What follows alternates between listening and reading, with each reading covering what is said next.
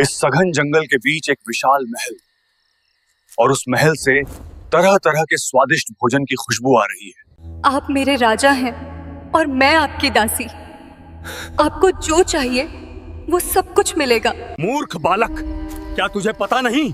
वो कोई दासी नहीं है, वो एक पिशाचिनी है। उसने तुझे अपने वश में कर लिया है। पिशाचिनी बहुत खूबसूरत है और मुझे उससे प्रेम है। मैं उससे विवाह करूंगा, चाहे वो पिशाचिनी ही क्यों न हो। तुम्हारी उम्र कम क्यों नहीं होती? मैं तो बूढ़ा हो गया हूँ, लेकिन तुम आज भी 25 वर्ष की जवान लड़की जैसी ही हो। ये कहानी एक साधारण लकड़हारे माधव की है, जो गरीबी, अकेलेपन और बदनसीबी से जूझ रहा होता है। उसका सबसे बड़ा दोष उसका लालच है। वो मेहनत से नहीं, किस्मत से अमीर बनना चाहता है। अगर एक दिन आपकी जिंदगी में सब कुछ अपने आप ठीक हो जाए, गरीबी खत्म, घर बन जाए, सुंदर पत्नी मिल जाए और लोग आपको सम्मान देने लगे, तो क्या आप ये पूछेंगे कि ये सब आया कहां से? या फिर आप भी माधव की तरह चुपचाप खुश हो जाएंगे? क्योंकि माधव ने भी यही किया था। उसने सवाल नहीं किया, और यही उसकी सबसे बड़ी गलती थी। माधव एक गरीब लकड़हारा था। नसीब ऐसा कि मेहनत करे तो भी भूखा ही सोए। लेकिन एक रात, सिर्फ एक रात, उसकी जिंदगी बदल गई। अब ध्यान से सुनिए।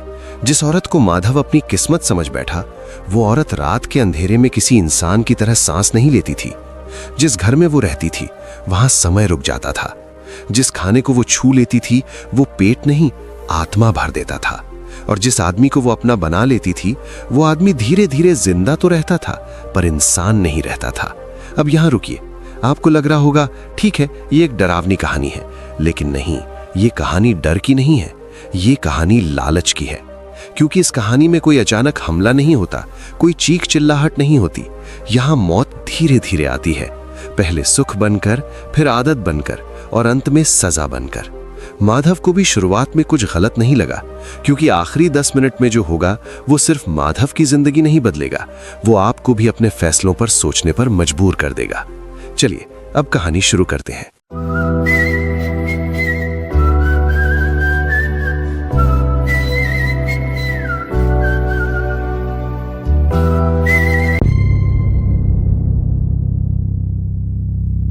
कहानी शुरू होती है धमतरी नाम के एक छोटे से गांव से। ये गांव पहाड़ों की तलहटी में बसा हुआ था। यहाँ के लोग सीधे साधे थे, मेहनत करते और जो मिलता उसी में खुश रहते। लेकिन इसी गांव में एक युवक रहता था, जिसका नाम था माधव। अब माधव के बारे में थोड़ा जान लीजिए, क्योंकि ये पूरी कहानी उसी के इर्द गिर्द घूमती है। माधव कोई बुरा इंसान नहीं था, न वो चोर था, न डकैत। लेकिन उसकी सबसे बड़ी समस्या थी उसका अपना नसीब। जी हाँ, नसीब।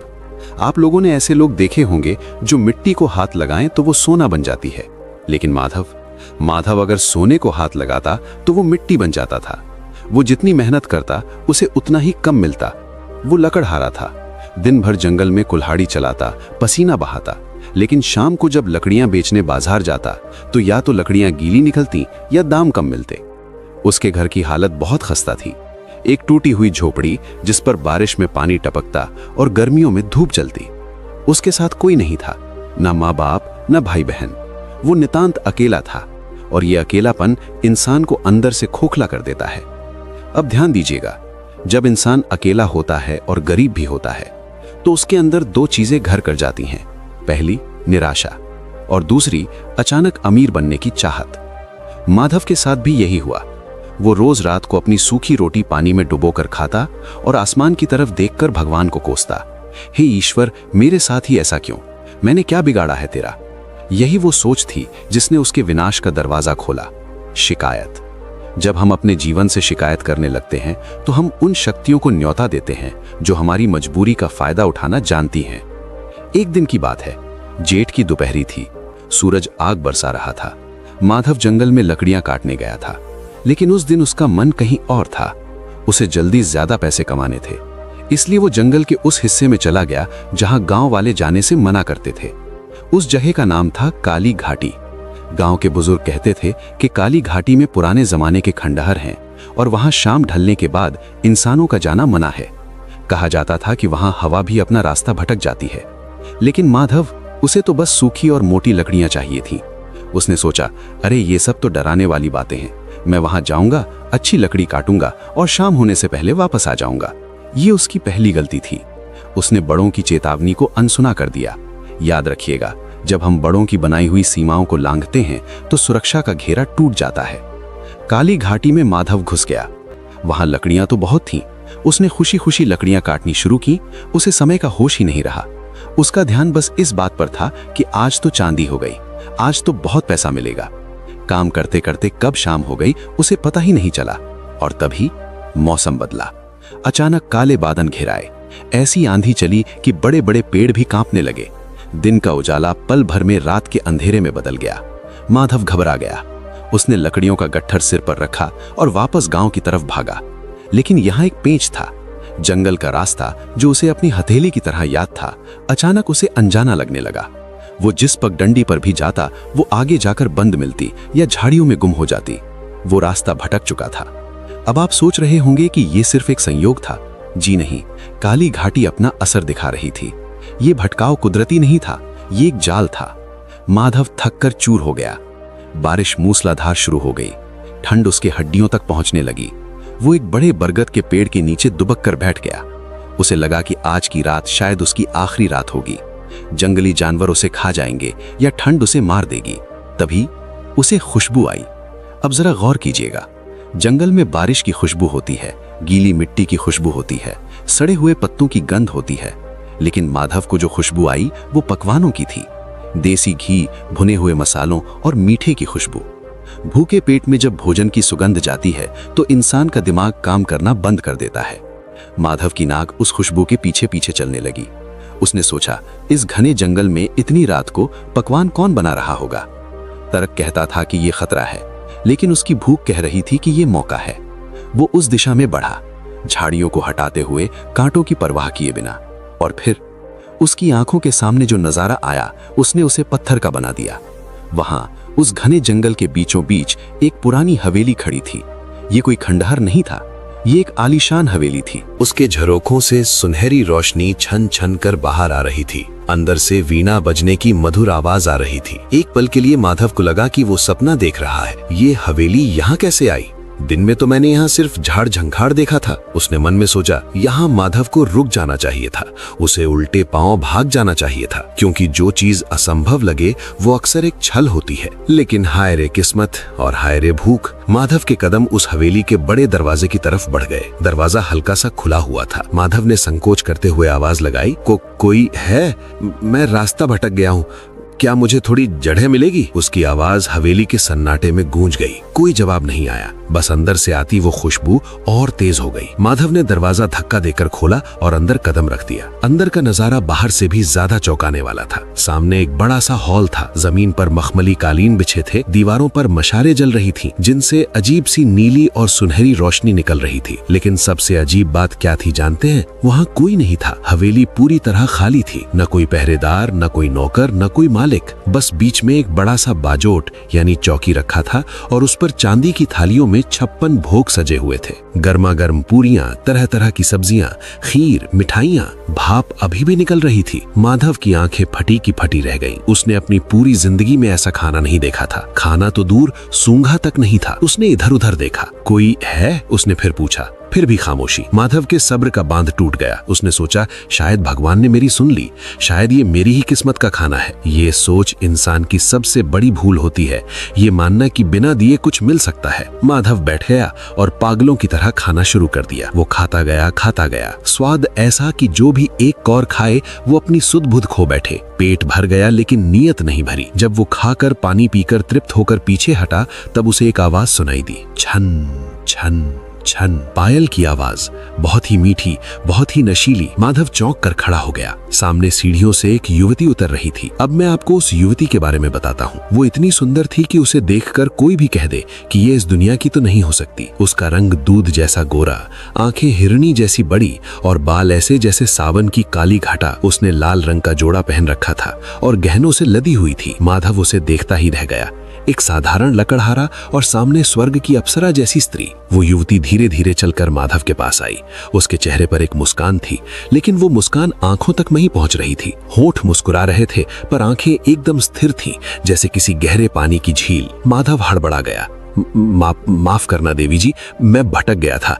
भूख लगी थी तो मैंने पूछने की कोशिश की थी। वो युवती हंसी। उसकी हंसी ऐसी थी जैसे जल तरंग बज उठा हो। घबराओ मत माधव, उसने कहा। माधव को झटका लगा। तो तुम्हें मेरा नाम कैसे पता? माधव ने कांपते हुए पूछा। ये एक खतरे की घंटी थी। अनजान जगह पर अनजान स्त्री को आपका नाम पता होना ये संकेत है कि वो आपका ही इंतजार कर रही थी। युवती बोली, मैं सब जानती हूँ।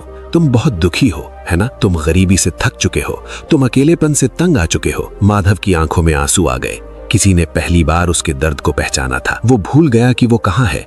वो भूल गया कि ये सब असामान्य है। वो बस उस सहानुभूति के जाल में फंस गया। हाँ देवी, मैं बहुत दुखी हूँ, माधव ने स्वीकार किया। युवती उसके और करीब आई, इतनी करीब कि माधव को उसकी सांसों की खुशबू आने लगी। वो खुशबू फूलों की नहीं बल्कि कुछ पुरानी कस्तूरी जैसी थी। उसने कहा, मैं तुम्हारा दुख दूर कर सकती हूँ माधव। ये सारा ऐश्वर्य, ये खाना, ये हवेली सब तुम्हारा हो सकता है। माधव का दिल जोर जोर से धड़कने लगा। क्या? लेकिन इसके बदले मुझे क्या करना होगा? मेरे पास तो देने के लिए कुछ नहीं है, माधव ने कहा। यही वो पल था जहाँ सौदा हुआ। युवती ने अपनी कलाई से एक सोने का कंगन उतारा। तुम्हें बस ये कंगन स्वीकार करना होगा, उसने कहा, और एक वचन देना होगा। कैसा वचन? माधव ने लालच में भरकर पूछा। उसकी नजर अब उस सोने के कंगन पर थी। वचन ये, युवती की आवाज अब थोड़ी भारी हो गई थी, कि तुम आज की रात के बाद कभी भी अपनी पुरानी दुनिया में वापस नहीं जाओगे। तुम यहीं रहोगे मेरे साथ, इसी हवेली में। माधव रुका। पुरानी दुनिया? वो दुनिया जहाँ सिर्फ भूख थी, अपमान था, फटे कपड़े थे। उसे उस दुनिया को छोड़ने में क्या बुराई थी? उसने एक बार भी नहीं सोचा कि अगर वो वापस नहीं जाएगा तो वो यहाँ कैद हो जाएगा। उसने आजादी की कीमत पर सुख को चुना। मुझे मंजूर है, माधव ने बिना सोचे बोल दिया। युवती की आंखों में एक अजीब सी चमक आ गई, जैसे शिकारी को अपना शिकार मिल गया हो। तो लो, ये कंगन पहन लो, ये हमारी सगाई की निशानी है, उसने कहा। माधव ने हाथ आगे बढ़ाया। जैसे ही वो कंगन माधव की कलाई पर चढ़ा, उसे एक ठंडा सा एहसास हुआ, जैसे किसी मरे हुए इंसान ने उसका हाथ पकड़ लिया हो। एक पल के लिए उसे डर लगा। ये इतना ठंडा क्यों है? माधव ने पूछा। तभी हवेली के सारे दिए एक साथ फड़फड़ाए। बाहर बिजली कड़की और उस युवती का चेहरा एक पल के लिए बदला। वो सुंदर चेहरा एक पल के लिए भयानक, झुर्रियों वाला और डरावना दिखा, और फिर वापस सुंदर हो गया। माधव ने अपनी आंखें मली। उसे लगा शायद वहम है। युवती ने उसका हाथ कसकर पकड़ लिया। अब तुम मेरे हो माधव, उसने कहा। और तभी हवेली का मुख्य दरवाजा, जो माधव ने खोला छोड़ा था, अपने आप धड़ाम से बंद हो गया, जैसे किसी ने बाहर से कुंडी लगा दी हो। माधव ने पीछे मुड़कर देखा, फिर युवती की तरफ देखा। दरवाजा अपने आप कैसे बंद हुआ? माधव ने डरते हुए पूछा। युवती अब मुस्कुरा नहीं रही थी, वो बस उसे घूर रही थी। एक टक। क्योंकि अब तुम्हें बाहर जाने की जरूरत नहीं है स्वामी, उसने कहा। उसने स्वामी कहा, लेकिन उस शब्द में इज्जत नहीं, अधिकार था। माधव को अचानक महसूस हुआ कि उसने सोने का कंगन नहीं पहना है, बल्कि उसने अपने हाथों में हथकड़ी पहन ली है। कमरे की हवा भारी हो गई। सांस लेना मुश्किल होने लगा। सुख की वो सुनहरी परत उतरने लगी थी और उसके नीचे का काला सच अब झांकने लगा था। माधव ने कंगन उतारने की कोशिश की। मुझे घर जाना है, मुझे ये नहीं चाहिए, वो घबरा कर बोला। लेकिन कंगन उसकी कलाई से ऐसे चिपक गया था जैसे उसकी चमड़ी का हिस्सा हो। वो हिल भी नहीं रहा था। वचन तो वचन होता है माधव, युवती की आवाज अब गूंज रही थी चारों तरफ से। तोड़ा नहीं जा सकता। और उस रात, उस तूफानी जंगल के बीच, उस मायावी हवेली में माधव की नई जिंदगी शुरू हुई, या यूं कहें उसकी जिंदगी का अंत शुरू हुआ। वो समझ नहीं पाया था कि उसने किससे हाथ मिलाया है। अब सवाल ये है कि क्या माधव उस हवेली का मालिक बना या वो वहां का कैदी बन गया? और वो युवती, वो असल में कौन थी? क्या वो सच में कोई राजकुमारी थी या कोई ऐसी शक्ति जिसका नाम लेना भी गुनाह है? कहानी अभी बस शुरू हुई है। असली खेल तो अब शुरू होगा, जब माधव को पता चलेगा कि जिस सुंदरता पर वो मोहित हुआ है, उसके पीछे कितनी खौफनाक सच्चाई छिपी है। उस रात के बाद गांव वालों ने माधव को फिर कभी नहीं देखा, लेकिन कहते हैं कभी कभी रात के सन्नाटे में काली घाटी की तरफ से किसी के रोने की नहीं बल्कि पागलों की तरह हंसने की आवाज आती है। आखिर क्या हुआ माधव के साथ? उस बंद हवेली के अंदर दरवाजा बंद हो चुका था, बाहर जाने का रास्ता बंद था, लेकिन अंदर तो स्वर्ग था। माधव उस मखमली गद्दे पर कब सो गया उसे पता ही नहीं चला। वर्षों से वो टूटी खटिया पर सोता था जहाँ खटमल काटते थे।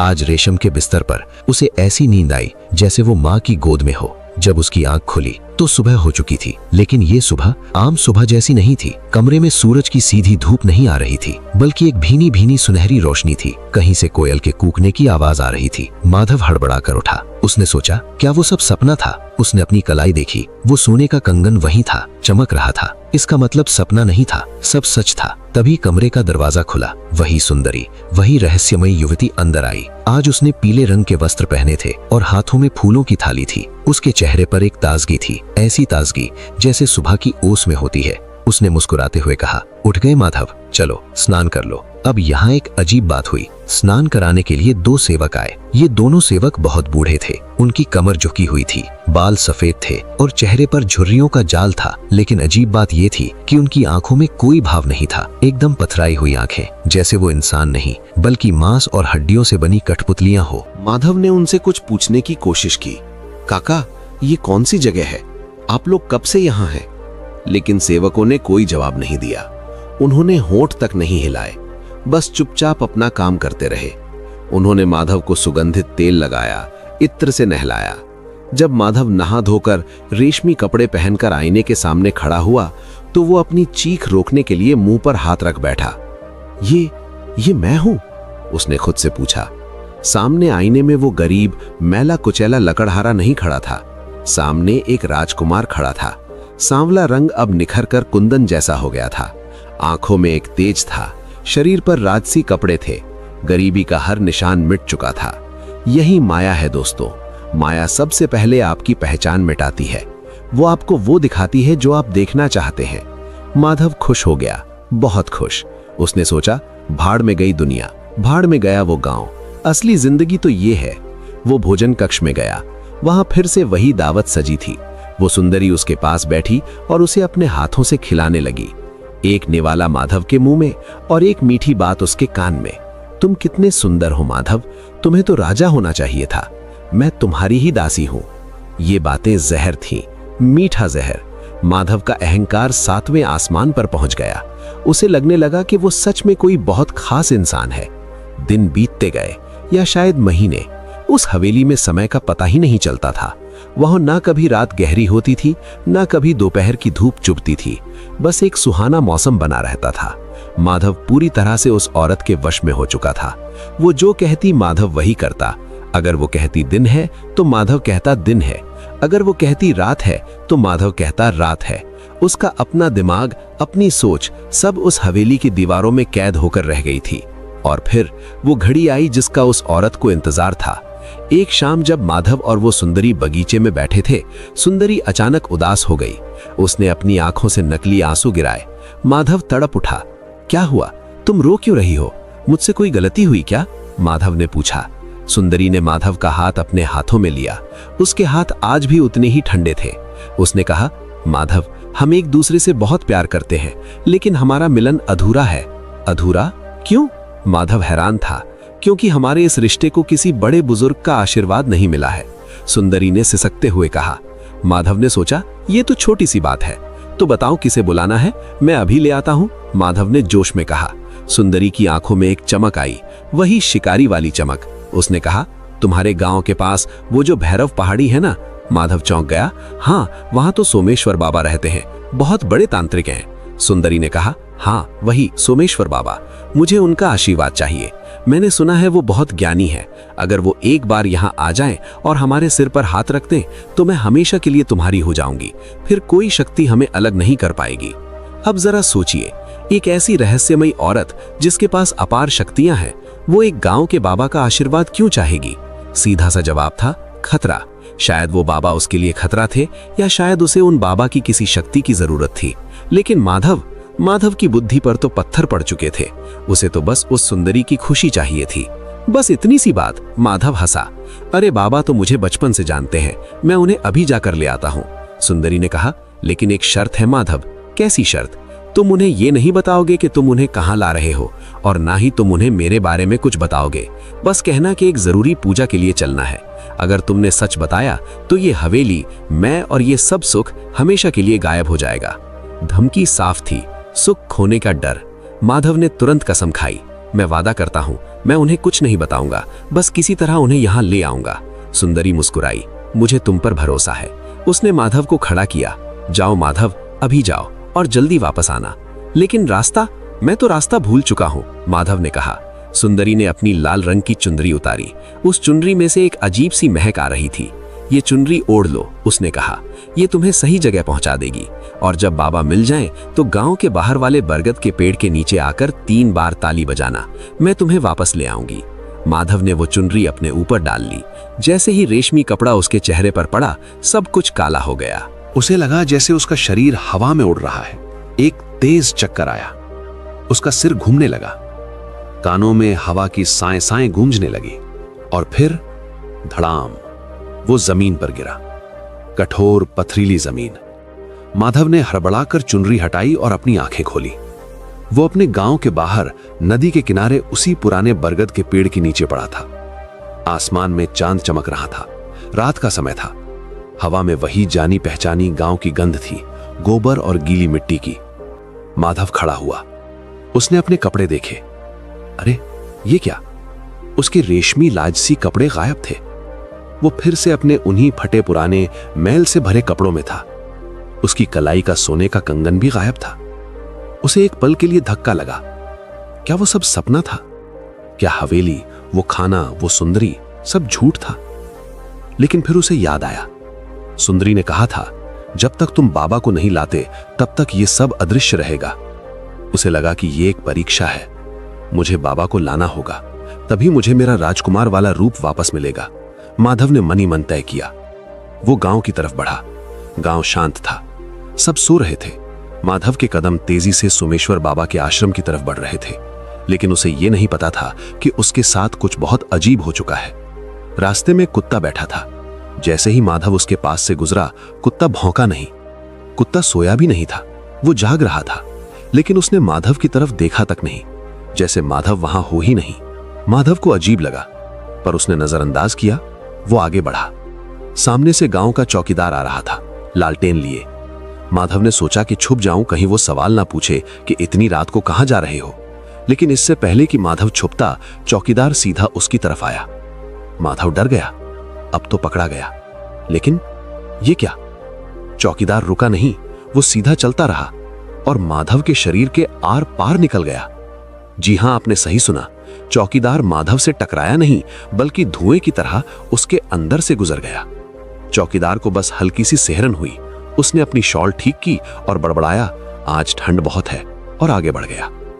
माधव सन्न रह गया। वो अपनी जगह पर बुत बनकर खड़ा था। उसने अपने हाथ को देखा, हाथ तो दिख रहा था। उसने अपने गाल को छुआ, उसे महसूस हो रहा था, मैं जिंदा हूं, मैं यहां हूं, लेकिन वो मेरे आर पार कैसे निकल गया? उसे समझ नहीं आ रहा था कि क्या हो रहा है। क्या वो मर चुका है या वो कुछ और बन चुका है? उस सुंदरी ने उसके साथ क्या किया था? लेकिन लालच इतनी बुरी बला है दोस्तों, कि इंसान अपनी मौत का सबूत देखकर भी अनदेखा कर देता है। माधव ने सोचा, शायद ये उस चुनरी का जादू है। ये तो अच्छा है, अब मैं आसानी से बाबा को ले जा सकूंगा, कोई मुझे देखेगा ही नहीं। देखिए, मूर्खता की हद। बजाय इसके कि वो डरे, वो खुश हो रहा था। वो सोमेश्वर बाबा के आश्रम के बाहर पहुंचा। आश्रम का दरवाजा बंद था। माधव ने दरवाजा खटखटाया। बाबा दरवाजा खोलिए। अंदर से कोई आवाज नहीं आई। माधव ने जोर से हाथ मारा, लेकिन उसका हाथ लकड़ी के दरवाजे पर नहीं पड़ा, बल्कि दरवाजे के आर पार चला गया। वो बिना दरवाजा खोले अंदर घुस सकता था। अब माधव के सामने एक बहुत बड़ा धर्म संकट खड़ा था। वो एक प्रेत की तरह बन चुका था, आधा इंसान आधा साया, और उसे एक ऐसे तांत्रिक को अपने साथ ले जाना था जो भूतों और पिशाचों का काल थे। क्या सोमेश्वर बाबा माधव को पहचान पाएंगे?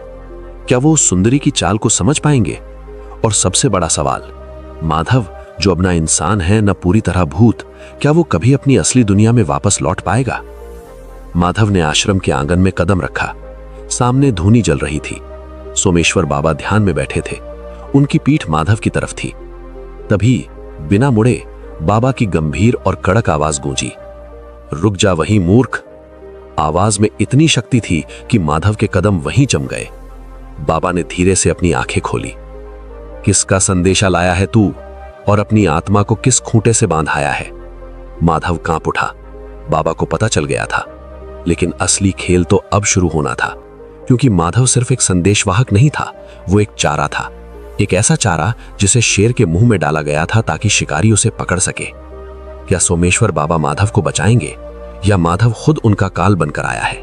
बाबा ने बिना मुड़े ही उसे मूर्ख कह दिया था। माधव की हिम्मत नहीं हो रही थी कि वो एक शब्द भी बोले। तभी सोमेश्वर बाबा धीरे से अपनी जगह से उठे और माधव की तरफ मुड़े। अब ध्यान दीजिएगा, गांव का चौकीदार माधव के आर पार निकल गया था। कुत्ता उसे देख नहीं पाया था, लेकिन सोमेश्वर बाबा, उनकी जलती हुई आंखें सीधे माधव की आंखों में झांक रही थीं। बाबा ने उसे ऐसे देखा जैसे वो कोई इंसान नहीं बल्कि गंदगी का ढेर हो। प्रणाम बाबा, माधव ने हकलाते हुए हाथ जोड़े। मैं आपको लेने आया हूं। बाबा ने एक तीखी हंसी हंसते हुए कहा, लेने आया है या मुझे बेचने आया है? माधव सन्न रह गया। नहीं बाबा, कैसी बातें कर रहे हैं? माधव ने झूठ बोलने की कोशिश की, जैसा उस सुंदरी ने सिखाया था। वो एक बहुत बड़े राजघराने की रानी है, उन्हें आपकी पूजा करवानी है, बस आशीर्वाद चाहिए। बाबा का चेहरा गुस्से से लाल हो गया। उन्होंने पास पड़े कमंडल से थोड़ा जल निकाला और माधव के ऊपर छिड़क दिया। छनन। जैसे ही वो पानी माधव पर पड़ा, माधव को लगा जैसे किसी ने उसके शरीर पर तेजाब डाल दिया हो। वो चीख पड़ा, उसके शरीर से धुआं निकलने लगा। बाबा गरजे, झूठ बोलना बंद कर मूर्ख, तू किसी रानी के पास नहीं, साक्षात मौत के पास जाकर अपनी आत्मा गिरवी रखाया है। माधव घुटनों के बल गिर गया। दर्द और डर ने उसका सारा नशा उतार दिया। बाबा मुझे बचा लो, मुझे नहीं पता था, वो गिड़गिड़ाया। बाबा ने उसे गौर से देखा और फिर जो बताया उसे सुनकर माधव के पैरों तले जमीन खिसक गई। माधव, तू जिस हवेली में गया था वो कोई हवेली नहीं है, वो एक भ्रम जाल है, और वो औरत कोई रानी नहीं, एक पिशाचिनी है। माधव की आंखें फटी रह गईं। पिशाचिनी? बाबा ने समझाया, और ये समझना आपके लिए भी जरूरी है। वो औरत सैकड़ों सालों से उस जंगल में कैद है, वो शापित है, वो उस दायरे से बाहर नहीं निकल सकती। वो इंसानों को अपने रूप के जाल में फंसाती है, उन्हें खिलाती पिलाती है और फिर उनकी जवानी, उनकी उम्र चूस लेती है। तूने देखा नहीं कि वहां समय रुक गया था?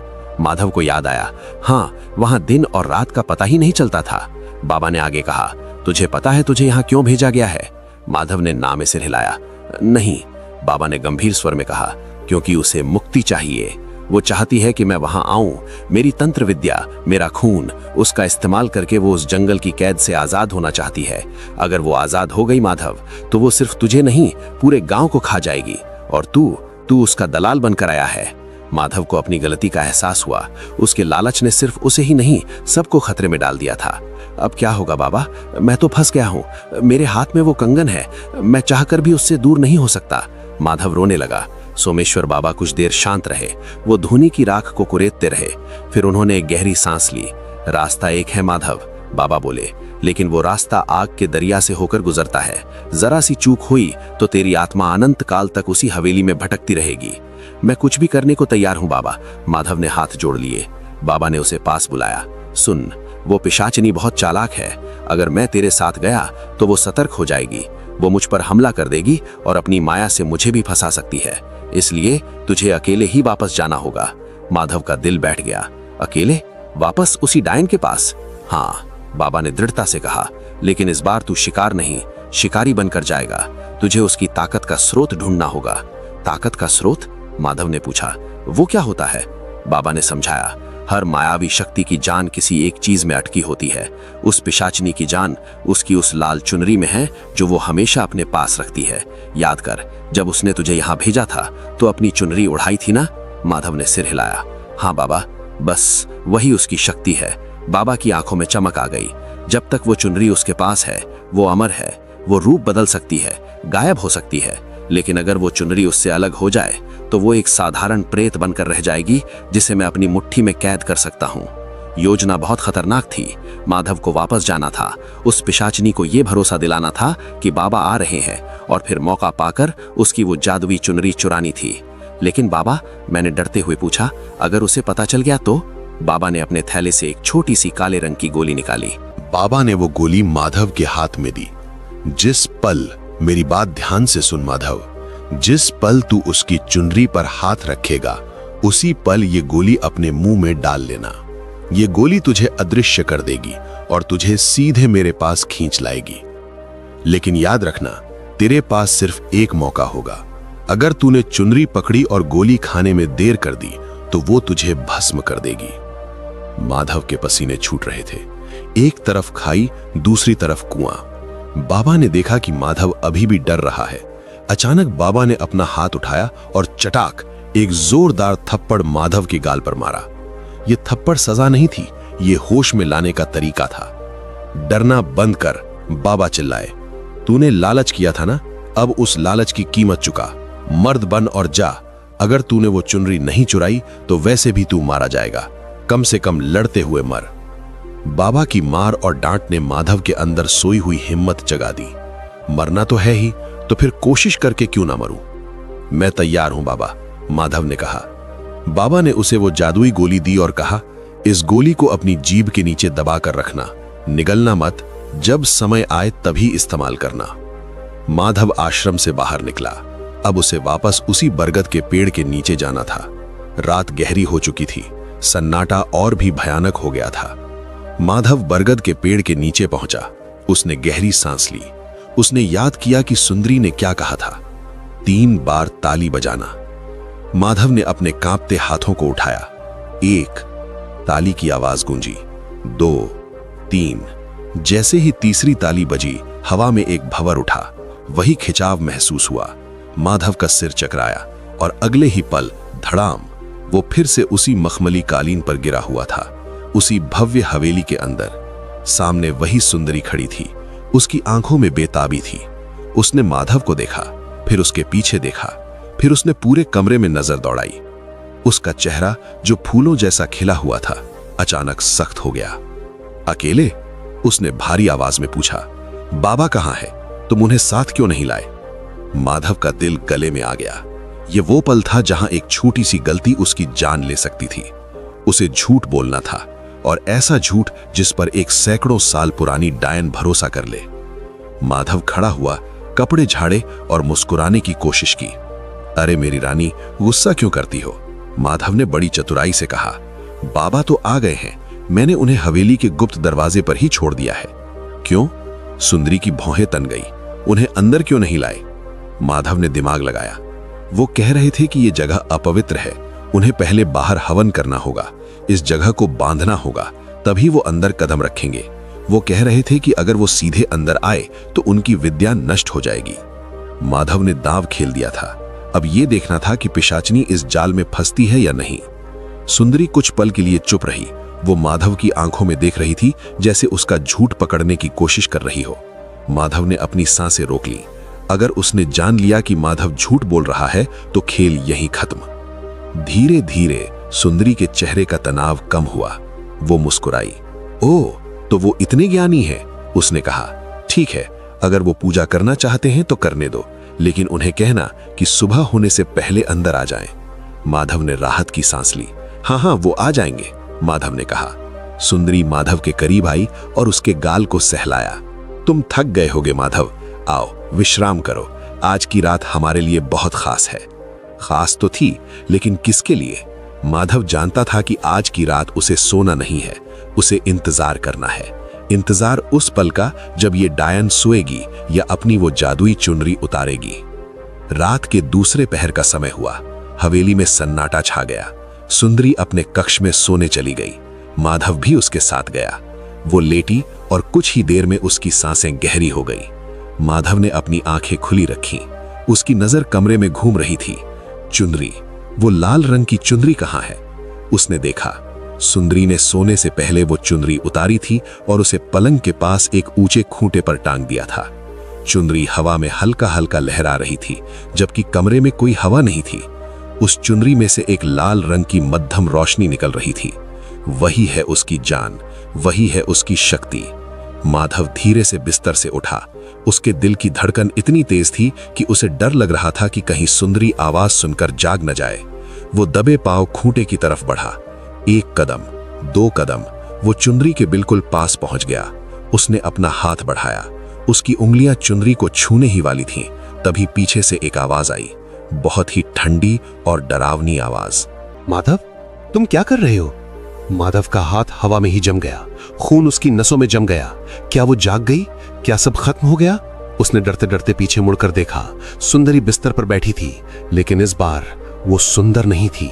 उसका रूप बदल रहा था। उसकी आंखें अंगारों की तरह जल रही थीं और उसके दांत नुकीले हो गए थे। तू मुझे धोखा देने की कोशिश कर रहा था, वो गुर्राई।